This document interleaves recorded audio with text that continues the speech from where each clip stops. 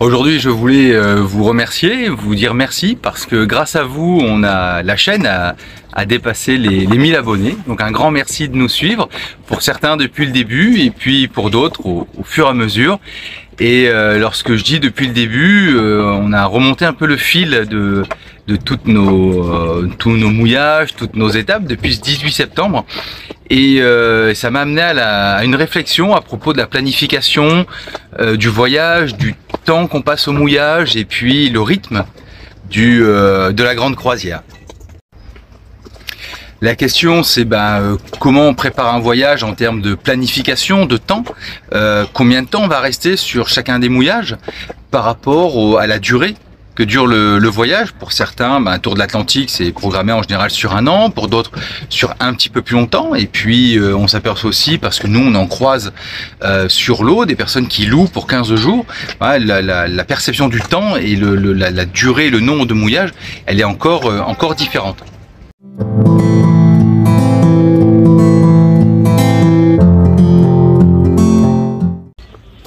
Bienvenue sur Ikigai Voyage, la chaîne où on parle de voile, de voyage et de changement de vie. Alors comme tout le monde, lorsqu'on préparait le voyage, on s'est posé la question d'abord de la durée du voyage. Est-ce que c'était un voyage sur un tour de l'Atlantique qui durait 1 an?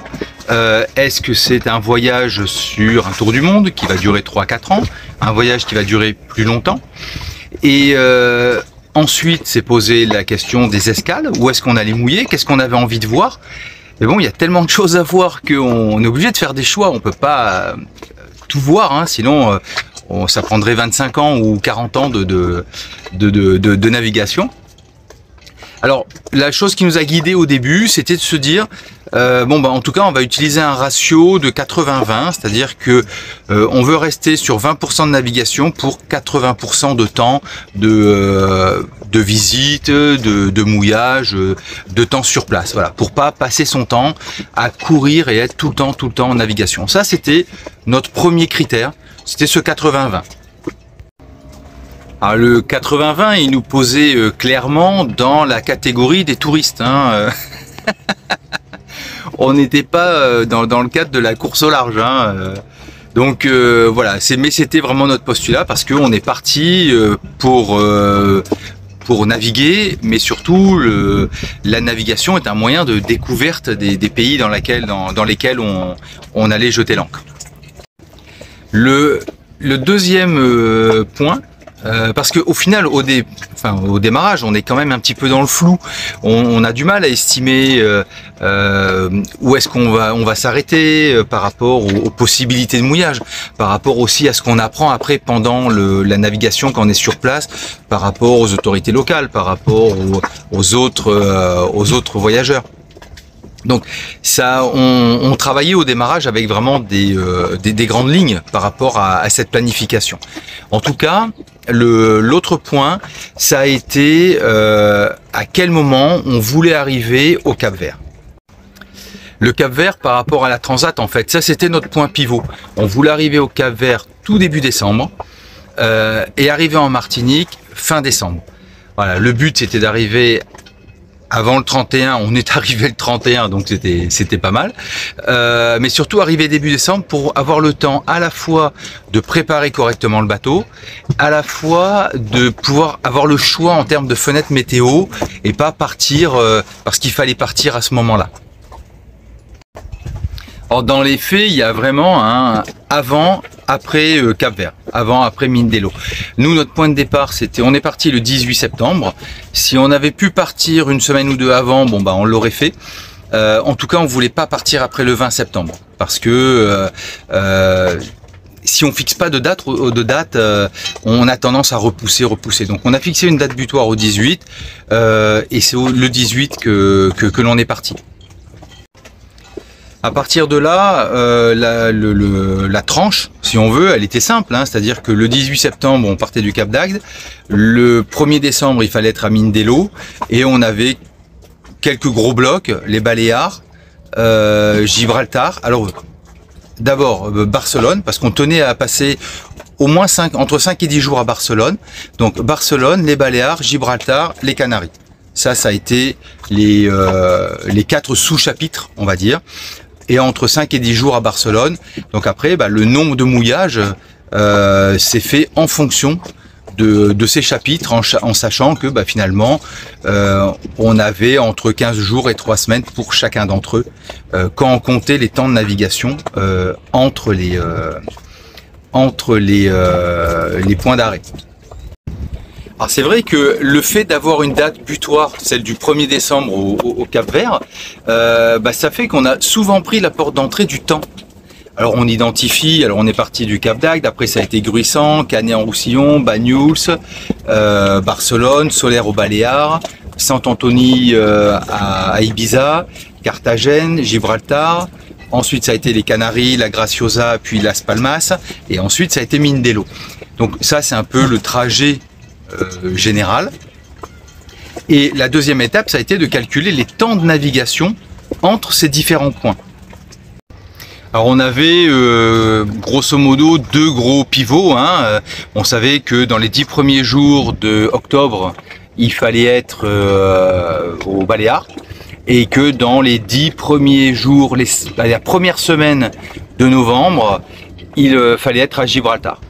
Et ça nous permettait après d'envisager par rapport à la durée des navigations la suite du trajet de manière assez sereine. Ça c'est notre point de départ, on n'en savait pas plus que ça en termes de planification. On est parti là-dessus.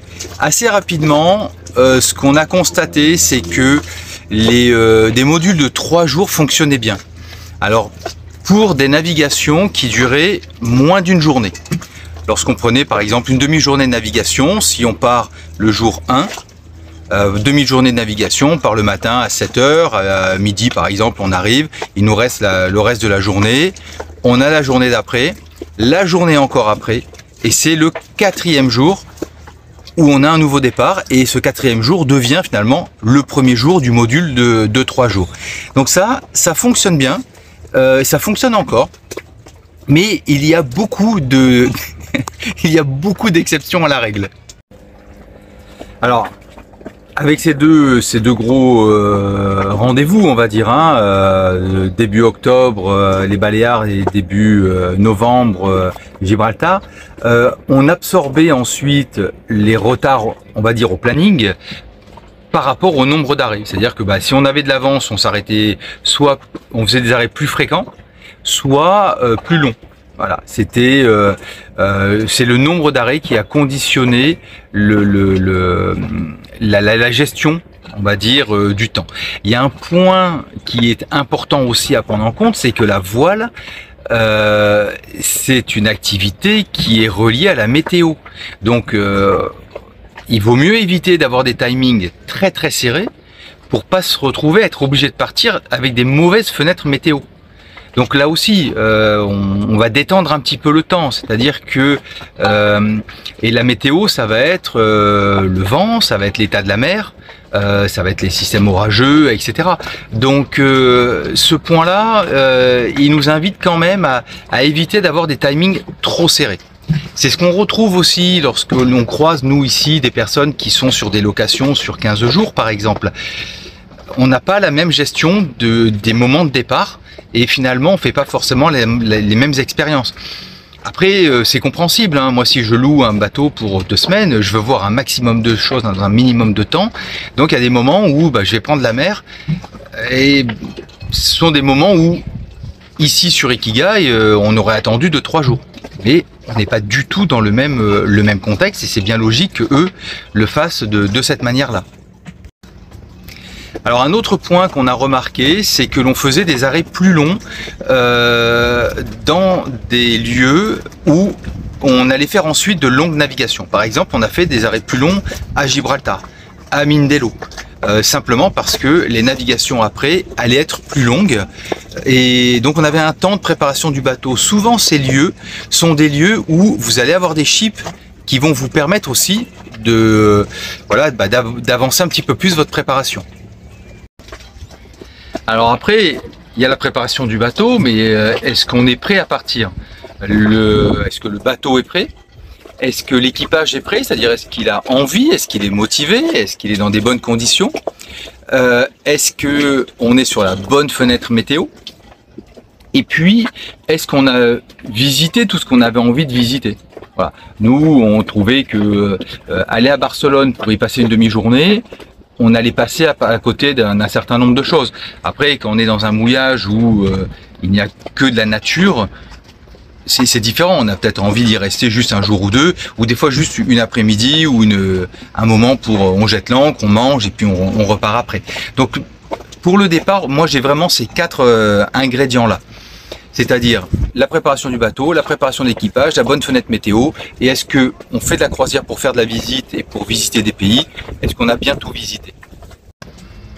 Alors pour vous donner un ordre d'idée, à Gibraltar on est resté 8 jours, à Las Palmas aux Canaries 9 et à Mindelo 13.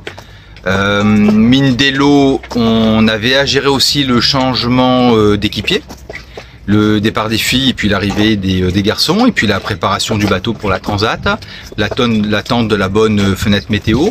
Donc là on était bien dans nos clous. Gibraltar, on a eu à gérer nos problèmes d'annexe, et on a changé d'annexe à ce moment-là, donc ça a pris aussi un petit peu de temps. Bon, à Las Palmas, on a juste pris notre temps. Alors après ça c'est très personnel, hein, c'est propre à notre voyage. Alors ensuite, vous avez la durée de la transat, hein, vous faites votre transat, vous arrivez. Nous, après notre transat, on a éprouvé le besoin de se poser 2 semaines. Alors, ça nous permettait aussi de passer une semaine avec les garçons.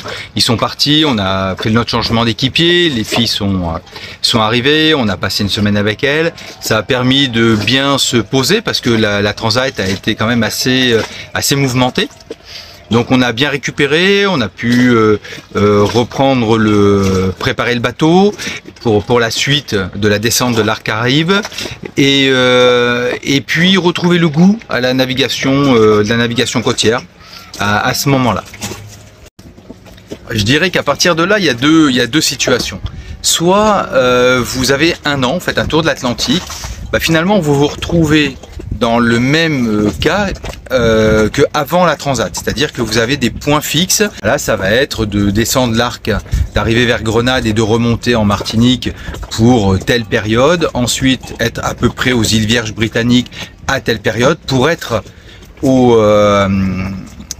Bermudes à telle période pour ensuite faire la transat retour.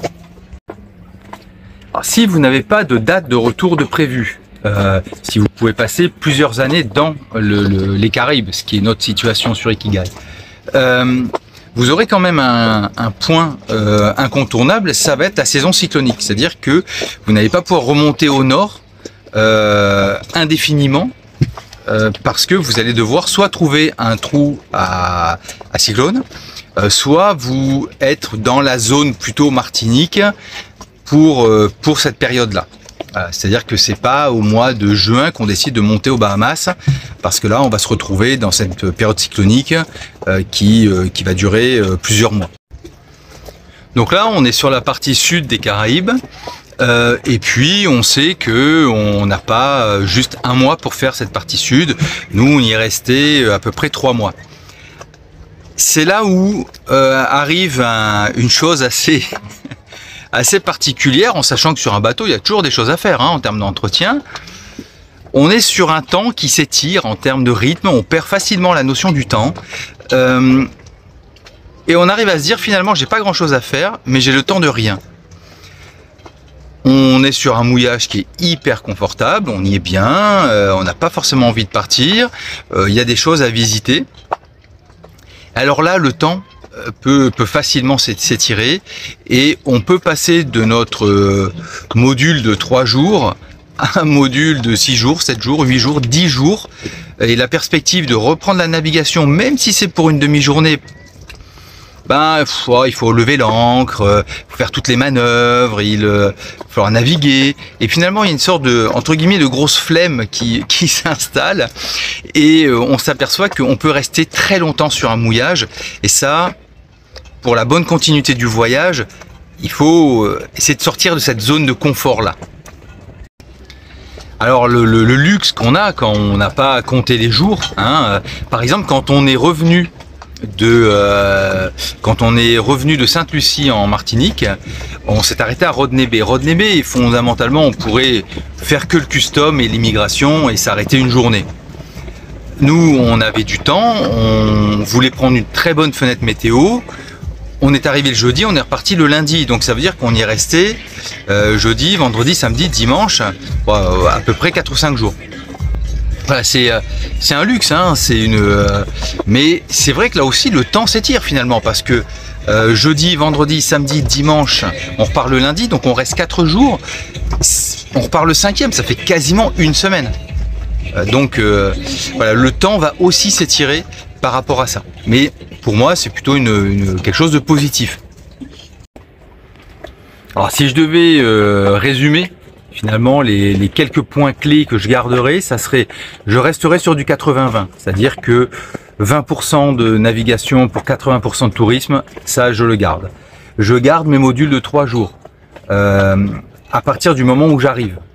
Donc si c'est une navigation que d'une demi-journée, ça se pose pas. Premier jour, je pars, à midi on arrive, on a la journée, le lendemain, le surlendemain, et c'est le 4e jour qui devient le premier jour du module d'après. Et si la navigation dure 2 jours, eh ben c'est au moment où j'arrive que je commence mon module de 2-3 jours. Ça, je le garderai. Je garde à l'esprit que avant des grosses naves, c'est-à-dire des naves de 4, 5, 6, 7 jours, très souvent, on reste au moins une semaine sur le port pour préparer le bateau. Donc ça, je l'inclurai dans mon temps. Je garderai également le fait d'avoir des gros blocs. Par exemple, pour nous, 1er décembre, être à Mindelo, début novembre, être aux Canaries, début octobre, être aux Baléares.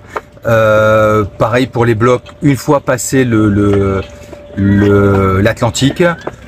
Pour ceux qui ont juste 1 an, à partir de là, je ferai attention après à l'espèce de sédentarisation et de confort qui se crée au mouillage pour pas rester trop longtemps au mouillage. Le plus longtemps qu'on ait fait nous, c'était à Prick-Libé dans le sud de Grenade, on est resté 21 jours. J'ai même cru que là on allait se faire cramer au niveau de l'immigration par rapport au fait de ne pas avoir fait de visa à ce moment-là. Donc voilà, ça peut arriver très vite. Alors si cette vidéo vous a plu, si elle vous a intéressé, pensez à la liker, à vous abonner et puis à la partager. Et moi je vous dis à bientôt pour une prochaine vidéo.